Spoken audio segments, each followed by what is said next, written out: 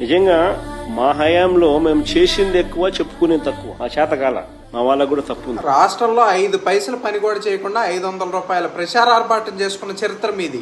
వాలంటీర్లను ఇళ్లకు పంపి జీవితాంతం జగన్కి రుణపడి ఉంటామని సంతకాలు సేకరించిన చరిత్ర మీది. నిజంగానే జగన్మోహన్ రెడ్డి కొన్ని చెప్పుకోలేకపోయాడు. ఏంటంటే నిరుద్యోగులకి ఇస్తానన్న డిఎస్సి ఎందుకు ఇవ్వలేదో చెప్పలేకపోయాడు. రాష్ట్రంలో గంజాయిని ఎందుకు అరికట్టలేదో చెప్పలేకపోయాడు. తన సొంత బాబాయిని హత్య చేసింది ఎవరో చెప్పలేకపోయాడు. ఉద్యోగస్తులకి జీతాలు ఎప్పుడు ఇస్తాడో చెప్పలేకపోయాడు. 2019 ఎన్నికల్లో తన వెంటున్న తల్లి చెల్లి 2024 ఎన్నికలు వచ్చేసరికి ఎందుకు లేరో చెప్పలేకపోయాడు. జగనన్న ఇళ్ళు ఎప్పటికి పూర్తవుతాయో చెప్పలేకపోయాడు. రాష్ట్రంలో మద్య నిషేధం ఎందుకు అమలు చేయలేదో చెప్పలేకపోయాడు.